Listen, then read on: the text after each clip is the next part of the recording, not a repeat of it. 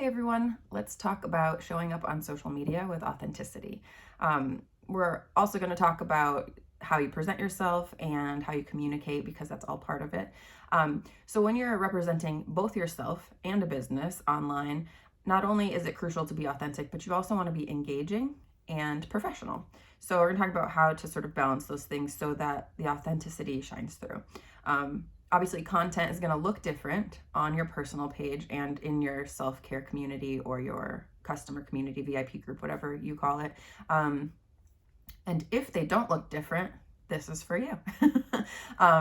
So let's first talk about authenticity. So being yourself, being real. Obviously, we edit this to some degree online because, the most innermost parts of ourselves are for our closest friends and family. But what you do show of yourself, people are buying from people that they know, that they like, and they trust. So they have to know you to get to like you and to learn to trust you. So you want to let them get to know you.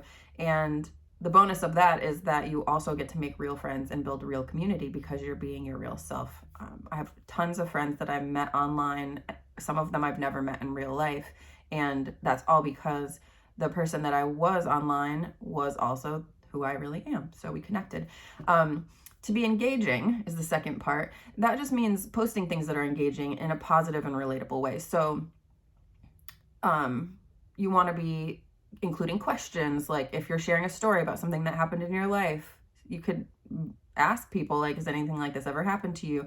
Or talking about some kind of skin issue that you're having, making it so that you're having some kind of interaction with your audience. You're not just posting and letting them read it and walk away. You're creating an opportunity to have a conversation.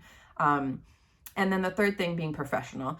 This is fairly obvious, but just remember that you are your brand in all of your interactions and your posts represent your business. So on Facebook, you want to consider using audience filters if you want to talk about things that are important to you that might be divisive. What do people always say? To talk about politics, religion, or money at the dinner table. Whatever those topics that you think might create a rift with varying communities. Since you're representing your business, it's your choice what you want to share with everyone and what you want to keep to yourself. But there are filters to share specific things with specific people and to keep more super personal things to your innermost circle.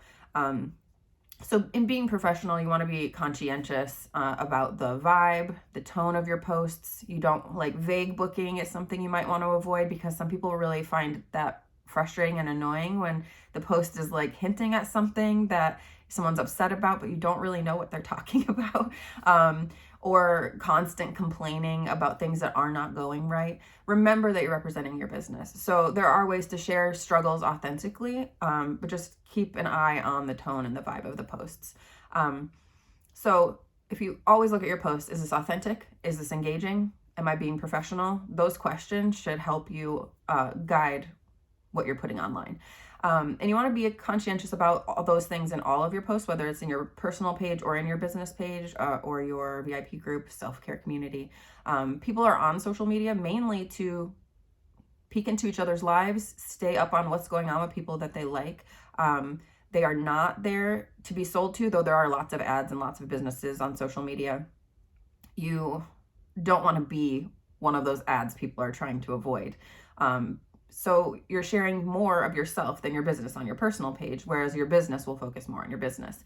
The most successful business-related content on social media comes from people who are making sure that people are learning to know who they are, liking them, and trusting them. So focus on the relationship before, not sales on your personal page. There is a place for that, and that is in your closed community where people opted in to learn about lemongrass. They're there for that. That's the topic of that community. So on your personal social media, you want to post regularly about your life, yourself, your passions, so that you get seen. So you're posting regularly so the algorithm shows you to people, and so that you stay at the top of mind of the people who are potential customers and potential team members, current customers. And so you can create more opportunities to interact with your friends, to get engaged, to have conversation, to build those relationships. This is a relationship business. So you sprinkle lemongrass in with all those things. It doesn't mean don't post about lemongrass on your personal social media, because it is something that's part of your life and it's something you care about, but you're wanting to make sure you're also posting about a more holistic view of you. So your family, your friends, your hobbies, the things you're out doing, your community, your church activities, things you think are funny, recommendations for products that are not lemongrass. Other things, like if you're really about clean living, there are things we don't offer, like laundry detergent or, all-purpose cleaner, whatever it is. If you have a recipe for that or a brand that you like, and that's something that you're passionate about, make sure you're sharing that too. For people who like numbers, we've often heard 80-20, like on your personal page, 80% you, 20% your business. I am a little flexible on that. I have read a lot of different things. So I always say, 20 to a third, so 20 to about 33% business, and then the rest can be personal. So that's what 67 to 80% of it is about you on your page, because that's why people are there. So lemongrass is being treated as one more thing that you love and that is a huge part of your life, both the products and the business itself, if you're looking to grow your team.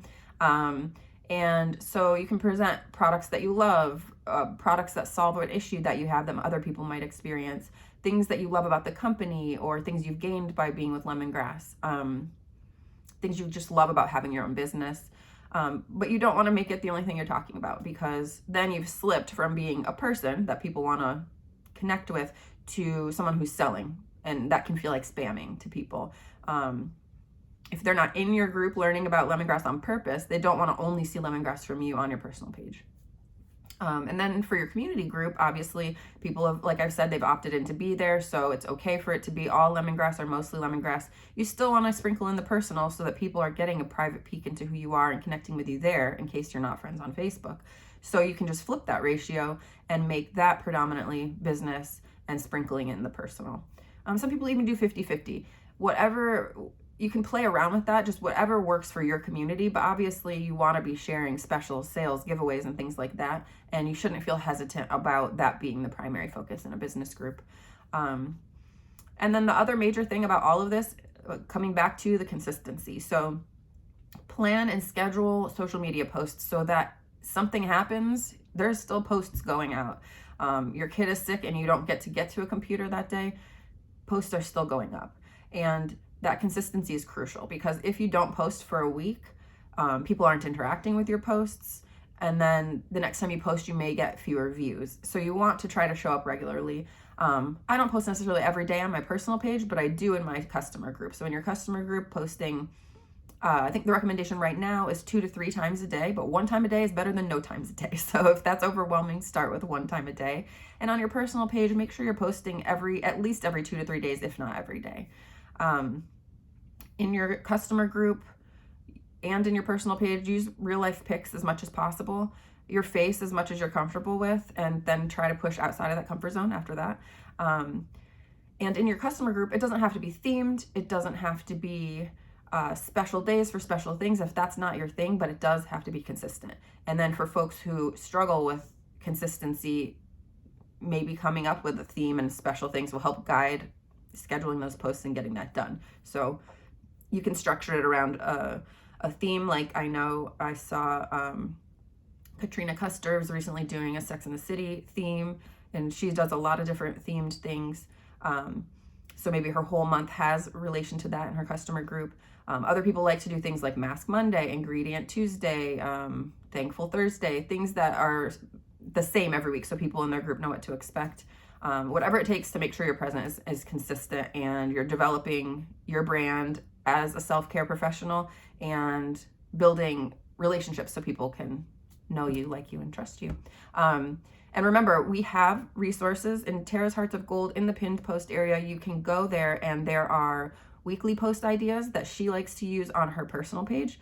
You can use them personal page or self-care community. And then there's also a link to the group with Hearts of Gold weekly posts. So all of those resources are there. If you don't know what I'm talking about, go to Tara's Hearts of Gold, click on the featured posts and look around. There are things there so you don't have to come up with all of this from scratch on your own. So hopefully this was helpful. Drop any questions you have below and look above for the homework challenge. Bye guys.